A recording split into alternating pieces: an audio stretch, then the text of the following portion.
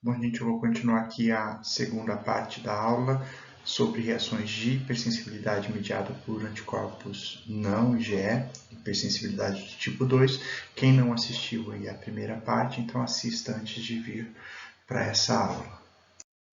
Nessa segunda parte da aula, eu vou dar continuidade aos mecanismos imunopatológicos de doenças específicas causadas por esse tipo de hipersensibilidade mediada por anticorpo, tá?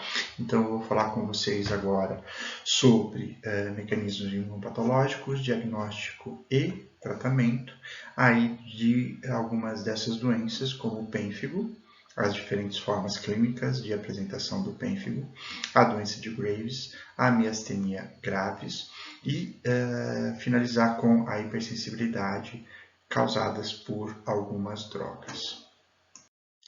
Bom, nessa parte da aula eu vou falar com vocês, vou abordar com vocês algumas doenças que são mediadas por anticorpos direcionados contra receptores ou então proteínas expressas na superfície de células, mas que tem aqui não como consequência não a destruição dessas células, mas sim a perda de função dessas proteínas ou então a alteração da função das células que expressam essas proteínas, tá? Aqui a gente tem várias doenças causadas desse tipo, eu vou mencionar com um pouco mais de detalhe algumas delas mais importantes, tá? Então a gente tem o pênfigo vulgar, que eu vou mencionar com um pouco mais de detalhe. Os anticorpos são direcionados então contra proteínas expressas então nas junções intercelulares, chamadas então de desmogleínas, o que vai levar então à desagregação, à perda dessas junções intercelulares, causando a desagregação do epitélio, culminando aí com a formação de lesões bolhosas que depois podem ser fonte ou entrada de infecções secundárias, ok? Eu tenho uma doença chamada de doença de Graves. Nesse caso, eu produzo um anticorpo contra o receptor do hormônio estimulador de tireoide, o TSH. Esse anticorpo tem uma ação que a gente chama de agonista, ou seja, ele estimula esse receptor, o que vai levar ao aumento da produção dos hormônios tireoidianos. Como consequência, eu tenho o hipertireoidismo. Eu tenho a miastenia graves, uma outra doença onde eu gero anticorpos contra o receptor de acetilcolina, presentes aí, então nas junções, nas sinapses neuromusculares. Esse anticorpo, no caso, tem uma ação antagonista, ou seja, ele vai acabar bloqueando ou diminuindo a expressão desses receptores de acetilcolina nessas sinapses neuromotoras, levando então a um processo de fraqueza muscular progressiva, tá? E eu tenho algumas outras doenças um pouco menos comuns. Eu posso ter uma forma de diabetes insulina resistente autoimune, não é a maioria das diabetes do tipo 2 que vocês já devem ter visto. Tá? Nesse caso, eu tenho um anticorpo antagonista também contra o receptor de insulina, o que vai levar aqui à hiperglicemia e à cetoacidose. Eu posso ter também alguns casos de hipoglicemia também do tipo autoimune. Não é a maioria dos casos de hipoglicemia, são casos raros de hipoglicemia que tem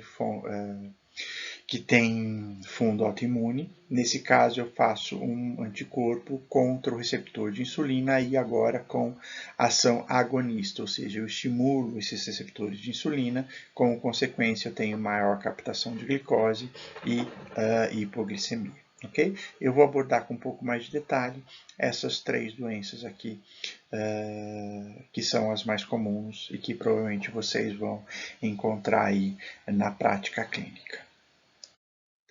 Vamos começar a ver aqui essas doenças pelo pênfigo, para a gente entender o mecanismo imunopatológico do pênfigo. A gente tem que entender aí o papel da desmogleína, que é a proteína que a gente produz anticorpos aí nessa doença, tá? Então, nas junções intercelulares das células epiteliais, eu tenho aí os desmossomos. Nesse desmossomo normal, eu tenho basicamente dois tipos de proteína, uma que é chamada de desmogleína e a outra que é chamada de desmocolina, tá? Para que eu tenha essa junção intercelular ativa. A desmogleína ela faz ligações entre outras moléculas de desmogleína, então interação que a gente chama de cis e interação expressas aqui na mesma célula e interação com proteínas de desmocolina ou de desmogleína expressas em outras células, tá? Então interação do tipo trans, ok? O que acontece no pênfigo é que eu tenho aí a produção de anticorpos que reconhecem essa desmogleína e esses anticorpos eles podem ter três funções alterando a função da desmogleína. Então eu posso ter esses anticorpos se ligando diretamente aqui à desmogleína. A ligação desses anticorpos com a desmogleína causa um fenômeno que a gente chama então de deslocamento estérico, ou seja, eu tenho aqui bloqueios espaciais, então ocupação de espaço molecular nessas moléculas de desmogleína, o que vai impedir essa interação cis ou a interação trans das moléculas de desmogleína, ou seja, as moléculas de desmogleína não conseguem interagir com as outras moléculas de desmogleína e com isso eu não tenho a formação do desmossomo de maneira adequada, ok? Eu também posso ter esses anticorpos se ligando à desmogleína e a desmogleína, além de fazer essa junção intercelular, ela pode ter um papel sinalizador na célula epitelial, que vai levar à reorganização aqui do citoesqueleto. Então, a ligação desses anticorpos na desmogleína impede a sinalização, então, aqui intracelular nessas células epiteliais, o que vai alterar aqui o citoesqueleto dessas células, o que vai prejudicar ainda mais as junções intercelulares, tá ok? E eu posso ter também a ligação desses anticorpos à desmogleína, inibindo a montagem do desmossomo e, ao mesmo tempo, causando aqui a endocitose dessas moléculas de desmogleína que estão bloqueadas, tá? Com isso, eu vou diminuir a quantidade de desmogleína expressa aí nos desmossomos, o que vai impedir, então, a ligação entre as células. Tudo bem? Como é que esses autoanticorpos, então, são formados? Qual é o mecanismo imunopatológico que leva à formação desses autoanticorpos, tá? Então, o pênfigo é uma doença, então, multifatorial, é uma doença autoimune, então eu posso ter componentes genéticos. Normalmente eu tenho uma ligação relativamente forte com alguns alelos de HLA que vão ter uma predisposição aqui por apresentar peptídeos derivados da desmogleína, tá? Eu também vou ter que ter sempre, para a geração aqui de uma doença autoimune, a quebra dos processos de tolerância central, então eu vou ter que ter gerado e ter circulante aqui linfócitos T autorreativos, ou seja, aqueles que reconhecem os peptídeos derivados da desmogleína. Então, eu tenho que ter quebra de tolerância central e, ao mesmo tempo, eu tenho que ter quebra dos mecanismos de tolerância periférica, tá? Então, qualquer doença autoimune, eu vou ter que ter esses componentes participando. Uma predisposição genética, que vai permitir a apresentação aqui de antígenos, normalmente isso está associado com alguns alelos de HLA, eu tenho que ter a quebra de tolerância central e eu também tenho que ter a quebra dos processos de tolerância periférica, tá? O que causa essa quebra de tolerância no pênfigo? Na maioria dos casos a gente não compreende, tá? Eu tenho três formas principais de pênfigo, um que é chamado de pênfigo vulgar, eu também tenho outra forma de pênfigo que é chamada de pênfigo foliáceo, e esse pênfigo foliáceo eu posso ter ainda de duas formas, uma que é chamada de pênfigo foliáceo então comum e uma que é o pênfigo foliáceo endêmico aqui no Brasil é chamado então de fogo selvagem. No caso do fogo selvagem, eu tenho um mecanismo de indução de autoimunidade que está associado com o mimetismo molecular. A gente vai discutir isso com um pouco mais de detalhe durante a discussão presencial, tá? Não vou entrar em detalhes nisso hoje, tudo bem? Mas depois me lembrem para discutir isso com vocês. Tudo bem? De qualquer forma, eu tenho a quebra, então, aqui da tolerância, a apresentação de antígenos derivados de desmogleína para o linfócito TCD4, autorreativo, e esse linfócito TCD4, no caso do pênfigo, ele vai ser direcionado para a diferenciação em linfócito do tipo T helper 2. Ok? Então, é uma das únicas doenças autoimunes onde o T helper 2 é preponderante. Certo?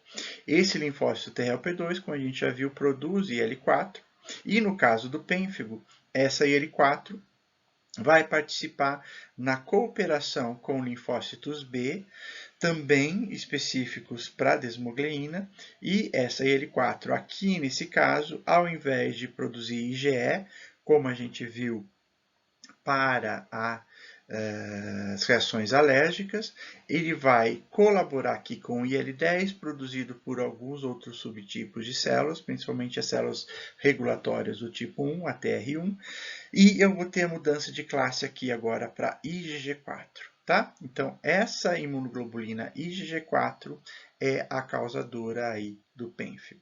Tudo bem? Uma característica da IgG4, não sei se vocês lembram lá das funções dos anticorpos, é que a IgG4 não ativa complemento, tá? Então, no caso do pênfigo, eu não tenho destruição das células, eu tenho simplesmente o bloqueio das funções da proteína para o qual essa IgG4 é direcionado. No caso aqui do pênfigo, é a formação das junções intercelulares, tá? Então, no pênfigo vulgar e no pênfigo foliáceo, eu tenho basicamente a produção desses anticorpos do tipo IgG4, que vão, então, impedir a formação das junções intercelulares, tá? A gente vai ver que existem algumas diferenças nessas duas formas, tá? O tipo de desmogleína que são reconhecidas por esses anticorpos. Tá? Eu tenho uma terceira forma de pênfigo, que é mais rara, é chamada de pênfigo paraneoplásico.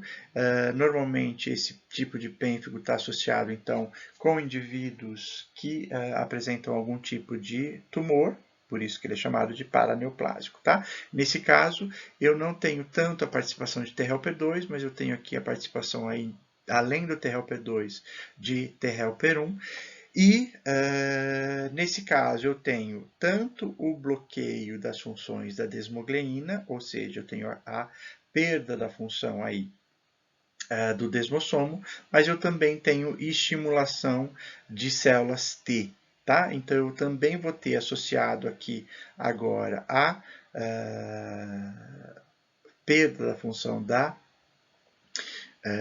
do desmossomo, a produção aqui de linfócitos T, que vão causar o que a gente chama de dermatite de interface. Tá? Então, eu tenho a acantólise, que é o termo que descreve, então, essa perda de adesão entre as células epiteliais, e além da acantólise, eu tenho aí um infiltrado que vai causar dermatite de interface. Tá? Mas isso é só no pênfigo paraneoplásico. O que diferencia essas formas de pênfigo? Tá? O que diferencia o pênfigo vulgar do pênfigo foliáceo, do pênfigo paraneoplásico? Quais são as alterações que ocorrem? Quais são as manifestações clínicas que ocorrem nessas formas? Tá? Então, a principal diferença é o seguinte. Dependendo aí do tipo de pênfigo, eu posso produzir anticorpos contra dois tipos de desmogleína. Eu posso ter a produção de anticorpos anti-desmogleína 1 ou anticorpos do tipo anti-desmogleína 3, ok? Qual que é a importância da produção desses anticorpos e dessas desmogleínas? A primeira coisa é que as desmogleínas elas são expressas de maneira diferencial em diferentes epitélios. Então, na mucosa, eu tenho uma maior produção e expressão de desmogleína 3 e uma pequena expressão de desmogleína 1. Então, aqui azulzinho representa a expressão de desmogleína 1 e em amarelo desmogleína 3. Na pele, ao contrário, eu tenho uma expressão maior de desmogleína 1 e baixa expressão de desmogleína 3. Além disso, se a gente observar ali as camadas que compõem o epitélio, eu vou ter que a desmogleína 1, normalmente ela está expressa nas porções aqui mais superficiais do epitélio, enquanto que a desmogleína 3 está expressa nas camadas mais basais desse epitélio. Tudo bem? Isso vai ter consequências aqui na histopatologia dessa doença, tá? O que vai acontecer? No pênfigo, eu posso ter o pênfigo vulgar dividido em dois tipos. O tipo mucoso dominante, onde as lesões vão aparecer principalmente nas mucosas, e eu tenho o tipo mais comum, que é o mucocutâneo, onde eu tenho lesões acontecendo tanto na mucosa quanto na pele. Tá? A diferença é que no tipo mucoso dominante eu tenho uma baixa produção de antidesmogleína 1 e basicamente produção de antidesmogleína 3, enquanto que no tipo mucocutâneo eu tenho a produção dos dois tipos de anticorpo. A consequência disso é que no pênfigo vulgar mucoso dominante, as lesões vão ser basicamente vão aparecer principalmente nos tecidos epiteliais mucosos, ok? Então, tenho lesão e erosão profunda em mucosa, mas eu não tenho ou tenho uma quantidade muito pequena de lesões na pele. Enquanto que no tipo mucocutâneo, como eu tenho produção dos anticorpos contra as duas desmogleínas, eu tenho tanto lesões de mucosa quanto lesões de pele. Tá? O pênfigo foliáceo ele vai ter como característica que ele produz basicamente anticorpos contra a desmogleína 1 e não produz anticorpos contra a desmogleína 3. Como consequência disso, as lesões vão ser basicamente lesões de pele. Ok? No pênfigo paraneoplásico, eu tenho também a maior parte produção de anticorpos anti-desmogleína 3, tá? Então, as lesões vão ser mais importantes na mucosa. Eu também posso ter lesões de pele, mas vão ser menos importantes, ok? Além disso, lembrando que no pênfigo paraneoplásico, além dos anticorpos que desagregam as células, eu tenho aquele infiltrado de células T que vão causar lá a dermatite de interface. Tudo bem? Uma outra diferença eu observo aqui nos cortes histológicos de pele dos pacientes afetados por essas diferentes formas, tá? Então, aqui, se eu observar os cortes histológicos, eu vou ver que no pênfigo vulgar, aqui que são cortes histológicos de pele, no pênfigo vulgar, a acantólise, ou seja, a separação das células epiteliais, ela vai acontecer principalmente aqui na camada entre a camada basal e a camada espinhosa da célula. Então, são lesões que vão afetar, que vão acontecer, essa separação ocorre na camada mais profunda da epiderme. No pênfigo foliáceo, como eu tenho expressão de desmogleína 1 mais superficialmente, eu vou ter aqui a separação da epiderme, principalmente ocorrendo aqui entre a camada granular e a camada espinhosa, tá? Isso aqui já vai ser diagnóstico e diferencial aí das formas de pênfigo, tá? Além das expressões clínicas. Tudo bem? Bom, como é que é a manifestação clínica do pênfigo? Então, o pênfigo ele vai ser caracterizado. Inicialmente, ele começa com lesões em poucas áreas do corpo, mas ele rapidamente progride para lesões que se espalham por todo o corpo, tá? Então, no caso do pênfigo vulgar, do muco cutâneo, que é o mais comum, eu tenho afetando tanto mucosa oral, principalmente, mas qualquer tipo de mucosa, e também a pele, enquanto que no pênfigo foliáceo é basicamente afetando a pele. Uma característica importante é que eu tenho afetando regiões muito extensas da pele. E um grande problema disso é que com isso eu tenho quebra de barreira epitelial e como consequência eu tenho um monte de infecções, tá? Então, se esse paciente não for tratado rapidamente, normalmente ele vai morrer devido a essas infecções secundárias causadas pela quebra de barreira, ok? É uma situação bastante grave, além de ter o processo aí, então, doloroso, tá? Então, é uma doença bastante ruim de se ter. Ok?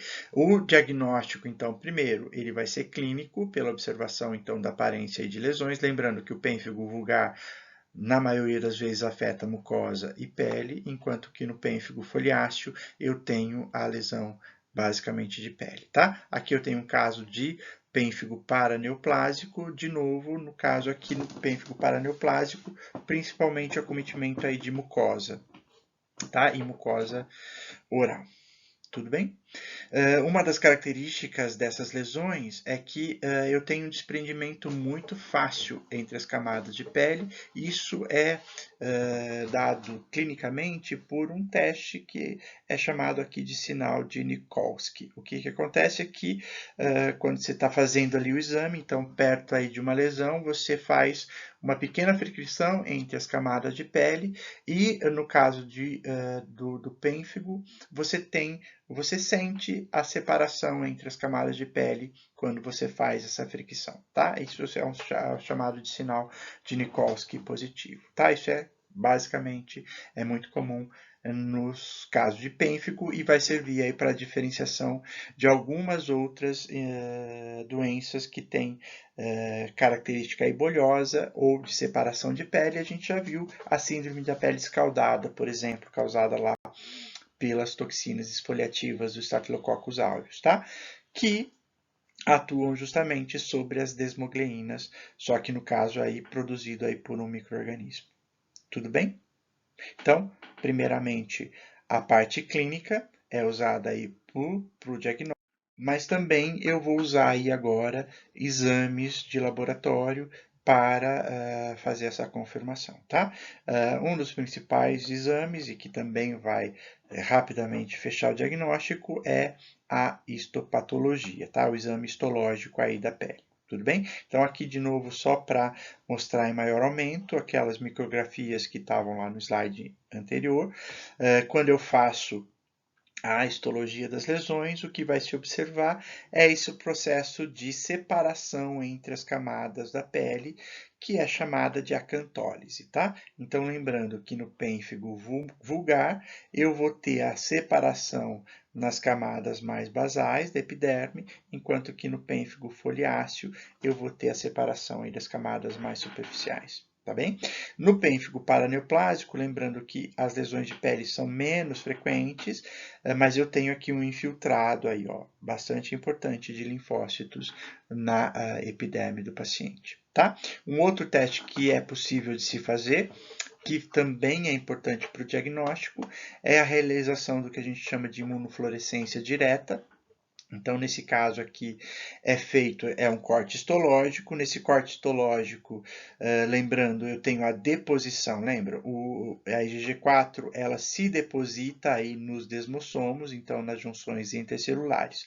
Para eu fazer a detecção dessa IgG4, eu vou jogar sobre esse corte um anticorpo que reage com a IgG4, que está depositada nessas junções intercelulares, e esse anticorpo ele vai estar ligado com uma substância fluorescente, tá? Então, quando eu examino esse corte sob um microscópio que a gente chama de microscópio de fluorescência, que tem iluminação com luz ultravioleta, esse anticorpo que reagiu com a IgG4 vai emitir luz, e aí eu vou observar esse padrão de marcação de células.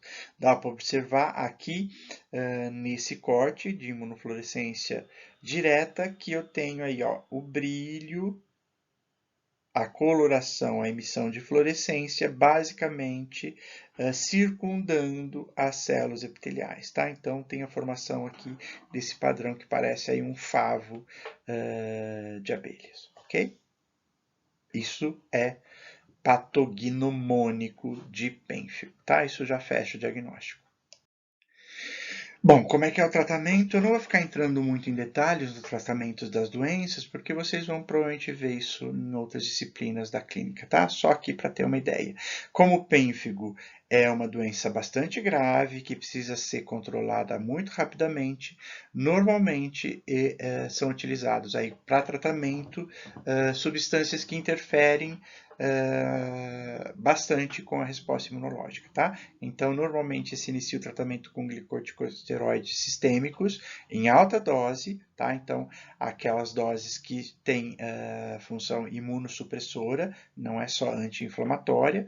Lembrando que glicocorticoide em doses altas não pode ser usada por muito tempo, então geralmente tem um curto período de glicocorticoide com alta dosagem, tá? Posteriormente eu tenho a substituição aí dos glicocorticoides com substâncias imunossupressoras. Para o pênfigo, mais comumente é usado micofenolato mofetil e a azatioprina, que são substâncias que interferem com a proliferação de linfócitos. A gente vai ver com mais detalhe essas drogas em outras situações, não vou entrar em detalhe hoje, tá? Mais atualmente, está sendo utilizado de novo o rituximab, aquele então anticorpo monoclonal que destrói linfócitos B, então com isso eu diminuo a produção de IgG4. Eu também posso usar a imunoglobulina intravenosa, de novo, não vou entrar em detalhe no funcionamento disso aqui, eu quero que vocês pensem qual seria a função desse tipo de tratamento para essas doenças autoimunes, e eu posso fazer a plasmaferese, ou seja, simplesmente remover da circulação os anticorpos através, então, da passagem do plasma do paciente por um equipamento, ok?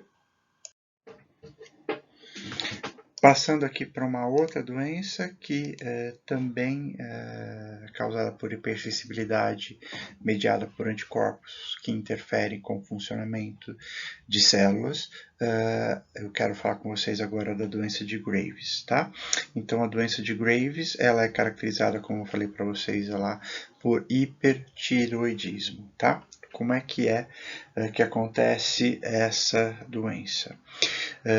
Então eu tenho aí de novo, é uma doença autoimune, então eu tenho que ter aí a predisposição genética, a quebra de tolerância central e a quebra dos mecanismos de tolerância periférica que vão, então, teoricamente, controlar o desenvolvimento dessas doenças autoimunes, tá?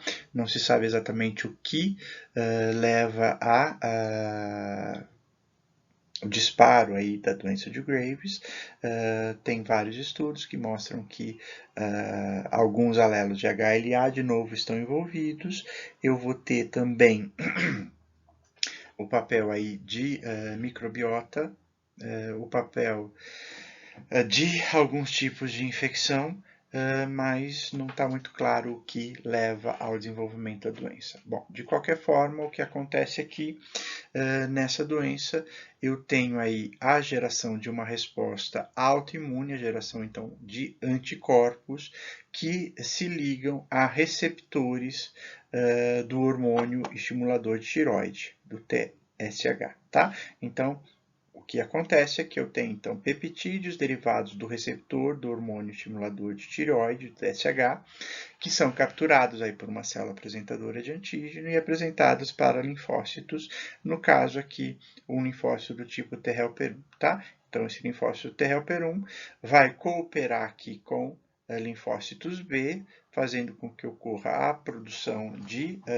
a diferenciação aí de plasmócitos, produtores desses anticorpos anti-receptor de TSH. A característica desses anticorpos é que eles têm uma função agonista, ok? Ou seja, esses anticorpos, quando eles se ligam aos receptores de TSH presentes nas células foliculares ali da tireoide, isso vai induzir o aumento da secreção de hormônios tireoidianos. Então, o aumento de T3 e de T4 livres, ok? E esse aumento de T3 e T4 é o que vai causar aí o hipertireoidismo. Além disso, esses anticorpos atuando nesses receptores, em conjunto com alguns fatores de crescimento, levam à proliferação das células da tireoide. Então, eu tenho, ao mesmo tempo, uma proliferação, uma hiperplasia e um aumento da produção desses hormônios tireoidianos. Como consequência disso, eu vou ter o hipertireoidismo. Tá? E todas as consequências aí do hipertireoidismo. Eu não vou entrar em detalhes nessas consequências, porque provavelmente vocês já devem ter visto isso, talvez em fisiologia, e vão com certeza ver isso de novo na endocrinologia, tá? Então, aqui o que importa para a gente é mais o mecanismo imunopatológico. Como é que é feito o diagnóstico da doença de Graves, tá? Então, primeira coisa, de novo, eu tenho lá a suspeita de hipertiroidismo e tenho que excluir aí outras causas de hipertiroidismo, por exemplo, aí a formação de nódulos na tireoide, tá? Depois que eu excluo esses nódulos, geralmente aqui a exclusão é feita por testes de imagem, então ultrassonografia, por exemplo, eu faço a dosagem do hormônio estimulador de tireoide, TSH, e dos hormônios tireoidianos, o T3 e T4 livres, tá? No caso da doença de Graves, o que vai acontecer é que eu vou ter um aumento, então, de T4 livre, e, ao mesmo tempo, isso vai estar associado com TSH baixo, tudo bem? Então, eu tenho T4 aumentado e TSH baixo. Por que eu tenho diminuição de TSH? Isso eu quero que vocês me respondam. Eu vou perguntar, então, na discussão na sexta-feira, tá? Então, caracterizado isso, eu vou ter então a caracterização do hipertireoidismo e eu vou fazer a dosagem dos anticorpos anti-receptor de TSH. Tá? Se eu tiver esses anticorpos presentes, eu já fecho o diagnóstico de doença de Graves. Como nem sempre eu consigo detectar esses anticorpos, eu posso fazer testes auxiliares, por exemplo, testes de captação de iodo radioativo, tá? E isso vai permitir a diferenciação da doença de Graves de outras causas de hipertireoidismo. Tudo bem? Se eu tiver uma captação de iodo de forma difusa, isso vai me indicar a doença de Graves. Se eu tiver uma captação baixa ou ausente, eu vou aí investigar outras causas de hipertireoidismo, tá? Então, de qualquer forma, eu faço aí o diagnóstico de doença de Graves. Uma vez fechado o diagnóstico, eu vou fazer o tratamento e na doença de Graves é uma exceção à maioria das doenças autoimunes, onde normalmente, então, eu não faço tratamento com drogas anti-inflamatórias ou imunossupressoras, tá? Eu vou tratar basicamente a produção desses hormônios tireoidianos. De que maneira? Eu uso drogas que interferem aí com a função da tireoide, então drogas antitireoidianas, as mais comuns são as tionamidas. Eu posso também fazer o uso de iodo radioativo, que vai levar então à destruição das células da tireoide. Em casos mais graves, eu posso passar então para a cirurgia, fazendo então a remoção da tireoide, tá? A tireoidectomia. Tudo bem? De qualquer forma, eu vou estar aqui diminuindo a função da tireoide e dessa maneira eu vou ter que acoplar esse tratamento com a reposição hormonal, tá? Provavelmente vocês vão ver essa forma de tratamento nas disciplinas clínicas, então aqui eu não vou ficar entrando em detalhe, é só para dar uma ideia geral de tratamento aqui no caso. Já partindo aí para a parte final da aula, uma outra doença que eu quero discutir com vocês é a miastenia gravis. Vou abordar basicamente aí o mecanismo imunopatológico. É também uma doença autoimune, onde eu tenho a produção de anticorpos que vão levar a perda de função ou alteração na função de células, tá? Por anticorpos, tá? No caso da miastenia gravis, eu faço a produção de anticorpos que são direcionados, então, contra receptores de neurotransmissores, tá? De neurotransmissores que atuam aí na transmissão de sinais nas placas motoras, tá? Então, vocês já devem ter visto isso, talvez em fisiologia também, a transdução aí de sinais motores nas sinapses neuromotoras, tá? Então, aqui eu tenho um axônio motor, a terminação nervosa, aqui uma célula muscular. Esse neurônio, para que eu tenha então a contração muscular, ele vai liberar ali na sinapse neuromotora a acetilcolina, tá? A acetilcolina, ela atua sobre receptores específicos, então o receptor de acetilcolina, e quando eu tenho a ligação da acetilcolina com esses receptores, eu vou induzir aqui a contração das fibras musculares, tudo bem? No caso da miastenia gravis, eu posso produzir, a maioria dos pacientes, 80% pelo menos dos casos, vai produzir anticorpos anti-receptor de acetilcolina, e esses anticorpos vão ter as seguintes funções. Então, eu posso ter o bloqueio da ligação da acetilcolina com o receptor da acetilcolina, então eu tenho a ligação do anticorpo no receptor, e essa ligação impede a ligação da acetilcolina com o seu receptor. Com isso, eu não tenho a sinalização, ok? Então, é uma função antagonista desse anticorpo, ok? Eu também posso ter aqui, no caso da miastenia gravis, em algumas situações, alguns anticorpos anti-acetilcolina levando à ativação do complemento, e aí, nesse caso, eu posso ter dano na membrana pós-sináptica, tá? Então, eu posso ter destruição aqui, no caso, da membrana pós-sináptica, diminuindo a sinalização aqui neuromuscular. Tudo bem?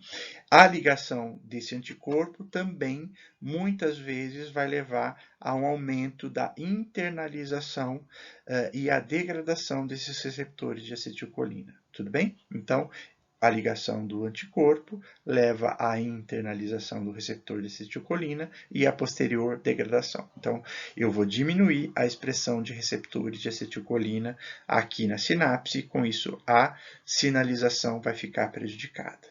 Tudo bem? Esse tipo de anticorpo vai acontecer aí na maioria dos casos de miastenia gravis. Alguns outros pacientes que têm miastenia gravis, eles geram receptores anti outras proteínas. Então, anti-quinase muscular e anti-LRP4. Para que servem essas proteínas na junção na sinapse neuromuscular? Então, o anti-MuSK e o anti-LRP4, eles são moléculas que são expressas na superfície aqui da célula muscular e que vão ser responsáveis pela agregação de receptores de acetilcolina na superfície da célula muscular. Então, quando eu tenho aqui a sinalização, o neurônio ele libera substâncias, a agrina, por exemplo, que se ligam a LRP4, que se liga a essa MuSK, e isso vai causar a agregação dos receptores de acetilcolina na superfície do músculo, tá? Eu aumento a quantidade de receptores de acetilcolina no músculo, nas células musculares, dependendo então dessas proteínas. Quando eu tenho a ligação desses anticorpos a essas duas proteínas, eu vou interferir com essa função de agregação, e com isso eu vou reduzir a densidade de receptores de acetilcolina aqui na sinapse imunológica. De qualquer forma, eu vou ter também a redução aqui de sinalização da acetilcolina. Como consequência disso, independentemente do que está acontecendo, a consequência é que eu tenho a liberação de acetilcolina, mas eu não tenho o receptor de acetilcolina na célula muscular. E, como consequência, eu deixo de fazer contração muscular. A característica mais, então, importante aí da miastenia gravis é justamente a falta de contração muscular, que vai ser caracterizada, então, por flacidez muscular, ok? Inicialmente, os pacientes vão manifestar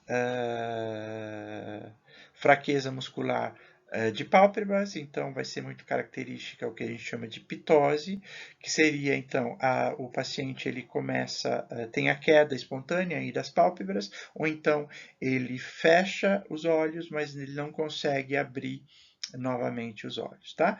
Isso normalmente vai estar associado com o passar do tempo a dificuldade de fala, que pode evoluir para dificuldade de deglutição, e isso vai evoluindo e afetando mais e mais terminações neuromusculares, o que vai levando aí a uma paralisia flácida nesse paciente, o que pode levar, inclusive, a paralisia de músculos respiratórios e causar a morte do paciente, ok?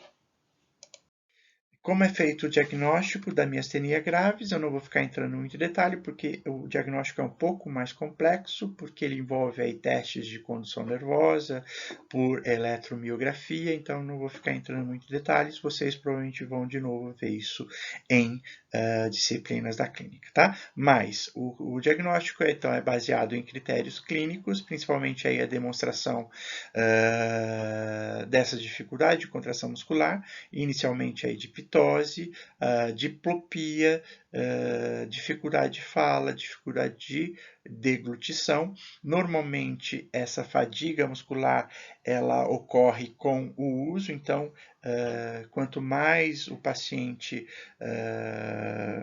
repete aquele movimento muscular, mais difícil vai se tornando aquele movimento, tá? Eu também vou usar a detecção de anticorpos anti-receptor de acetilcolina. Como eu falei para vocês, isso aqui vai estar presente em quase 80% dos pacientes, isso aqui já vai fechar o diagnóstico, ou então receptores anti-MuSK, isso aqui vai estar presente aí em uns 10% dos pacientes, tá? De qualquer forma, clínica mais a detecção desses anticorpos já fecha o diagnóstico de miastenia gravis, tá? Caso eu não faça a detecção desses anticorpos, eu vou ter que fazer testes adicionais, normalmente testes de condução nervosa por eletromiografia. Eu também posso utilizar testes com inibidores de acetilcolinesterase, ou seja, eu injeto no paciente esses inibidores e normalmente na miastenia gravis eu tenho a recuperação do movimento muito rapidamente, tá? Por que que o inibidor de acetilcolinesterase tem esse efeito, tá? Inclusive ele é usado para tratamento. Uma das coisas importantes de se fazer quando eu fecho o diagnóstico de miastenia gravis é fazer a investigação de alterações tímicas, porque a maioria dos pacientes com miastenia gravis vai ter maioria não, uma grande parte dos pacientes com miastenia gravis vai ter associado, e o que vai disparar a produção dos anticorpos é tumores no timo, tá? Ou seja, o chamado timoma, tá? E por isso eu tenho a quebra de tolerância central, normalmente, desses pacientes, tá? Então é importante eu fazer a investigação de timoma nos pacientes com miastenia gravis. Como é que é feito o tratamento da miastenia gravis? Aqui vai depender bastante da gravidade do caso, então os casos mais leves e iniciais geralmente são tratados com inibidores de colinesterase. É importante aí, depois de investigar aí a ocorrência de timoma, se ele tiver presente, fazer a timectomia. Normalmente, após a timectomia, eu tenho a regressão dos sintomas. Depois dos inibidores de colinesterase, eu vou ter o uso aí de glicocorticosteroides, nos casos mais leves, que vai poder ser substituída aí por caso de imunossupressores, tá? Nos casos mais graves e mais avançados, tudo bem? De novo, eu posso fazer o uso de imunoglobulina intravenosa e eu posso fazer a plasmaferese aí como uma forma de tratamento agudo de pacientes muito graves, tá? A remoção, então, de anticorpos circulantes por plasmaferese, tá? Não vou ficar entrando em muito detalhe, porque vocês vão ver tudo isso de novo na clínica, provavelmente. Aqui, só para finalizar realmente a aula, eu quero dar alguns exemplos de alguns medicamentos que podem, então, induzir respostas de hipersensibilidade do tipo 2 ou mediadas aí por anticorpos não IgE, tá certo? Algumas causam reações de hipersensibilidade também do tipo 1, como a penicilina, como a gente vai ver daqui a pouco, mas algumas, então, levam ao desenvolvimento de hipersensibilidade mediada por anticorpos não IgE. Tudo bem? Essas drogas, elas se associam, então, a proteínas expressas por algumas células, levam a modificações dessas proteínas que vão ser, então, reconhecidas agora como estranhas pelo nosso organismo e vão levar ao desencadeamento aí da produção de anticorpos que podem levar à destruição dessas células, tá? Então, a gente tem algumas drogas que agem predominantemente sobre os eritrócitos, sobre as hemácias, então a penicilina, a clorpromazina, a fenacetina, algumas que atuam mais sobre granulócitos, como as quinidinas e a midopiridina, e algumas que atuam mais sobre as plaquetas, como as sulfonamidas e as tiazidas, tá? A gente vai ver nos próximos slides aí exemplos de hipersensibilidades, então, causadas pela penicilina. Então, no caso da penicilina, é interessante, por isso que eu quis trazer aqui para vocês, porque a penicilina ela pode induzir hipersensibilidades por anticorpos dos três tipos, tanto a mediada por IgE, que é a reação alérgica propriamente dita, aquela reação de hipersensibilidade do tipo 1. Quando que isso acontece? Então, daquela maneira que a Zuleika mostrou para vocês na aula passada, tá? Então, eu tenho aqui, no caso da penicilina, ela é uma molécula de baixo peso molecular e ela atua como um apteno, tá? A gente vai voltar a falar de aptenos quando a gente falar de hipersensibilidade do tipo 4. O que é um apteno? É uma molécula que, por si só, ela não é capaz de induzir uma resposta imunológica porque ela é pequena, tá? Mas quando essa substância interage com proteínas próprias, principalmente, ela vai modificar a estrutura molecular dessa proteína própria, levando à formação do que a gente chama então de um neoantígeno.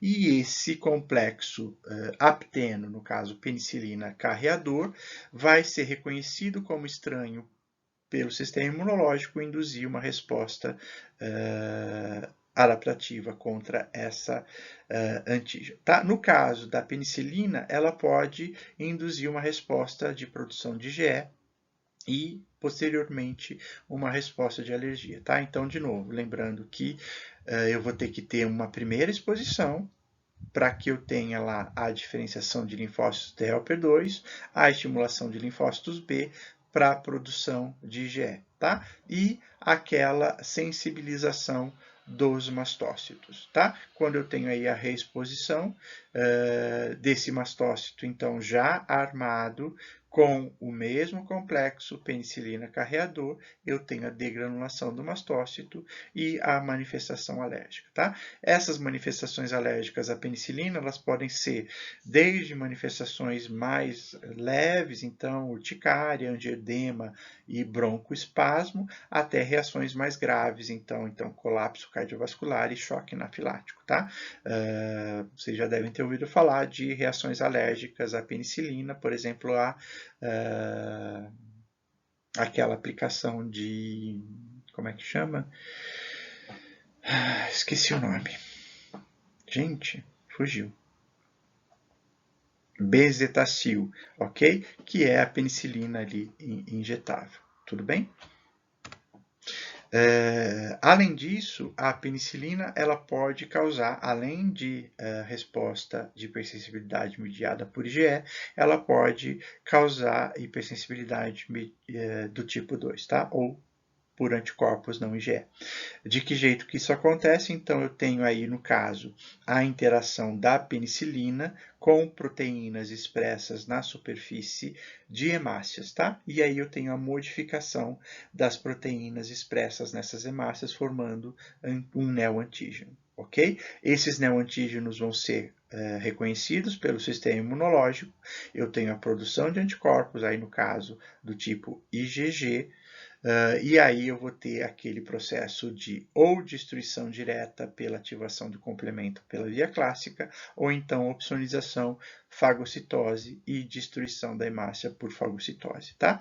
Como consequência disso, eu vou ter uma anemia hemolítica, causada aqui agora por penicilina, e eu também posso ter essa penicilina se ligando a plaquetas, promovendo a mesma alteração de proteínas aí plaquetárias, causando a trombocitopenia e posteriormente púrpura, ok?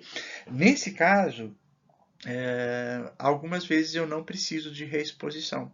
Por quê? Porque a penicilina ela se liga aqui na hemácia, a hemácia ela vai ter uma vida relativamente longa, então vocês devem ter visto aí mais ou menos de 100 dias, e essas proteínas, então, elas vão ter tempo suficiente de induzir uma resposta imunológica depois de 1 ou 2 semanas da aplicação aí da penicilina. Okay? Então, nesse caso, não é necessário uma reexposição. Na primeira exposição, eu já posso ter reações desse tipo. Isso pode acontecer com outras drogas também, tá? A produção, então, de anticorpos, mesmo já na primeira exposição, porque essas substâncias permanecem por bastante tempo no corpo, induzindo, então, uma resposta já na primeira exposição. Ok? Além disso, então, de resposta mediada por hipersensibilidade do tipo 2, eu também posso ter a penicilina induzindo hipersensibilidade do tipo 3, que a gente vai ver na próxima semana, tá? Então, o que é hipersensibilidade tipo 3? É aquela mediada por imunocomplexos. Qual que é a diferença para essas duas hipersensibilidades? No caso aqui eu tenho a penicilina mais carreador, só que aqui essa proteína, ao invés de estar associada com uma célula, ela vai ser uma proteína solúvel, tá? Então eu produzo anticorpos contra essa proteína mais penicilina solúvel, ok? E quando eu tenho a ligação dos anticorpos com esse carreador solúvel, eu formo o imunocomplexo, lembra? Aquele agregado entre antígenos solúveis e anticorpos. Esses imunocomplexos, muitas vezes eles podem se depositar aqui nos vasos, e quando eu tenho a deposição dos imunocomplexos na superfície dos vasos, eu faço ativação do complemento e resposta inflamatória com atração aí de neutrófilos, tá? Com isso eu vou ter degranulação de neutrófilos e dano no endotélio. Ok? Com isso, eu vou ter, então, um processo de inflamação vascular, que é chamado, então, de vasculite. Em algumas situações, eu posso ter o que é chamado de doença do soro. A Zuleika provavelmente vai discutir isso com vocês a semana que vem. E uma reação, então, também por imunocomplexo tecidual, que é chamada de reação de Artus, tá? Então, de qualquer forma, eu tenho inflamação aqui nos tecidos, causando destruição desses tecidos. Bom, termina então a aula de hipersensibilidades causadas por anticorpos não IgE ou hipersensibilidades do tipo 2. Tudo bem? A gente se encontra posteriormente aí para tirar dúvidas e discutir algumas das questões que eu deixei em aberto durante a aula. Até mais.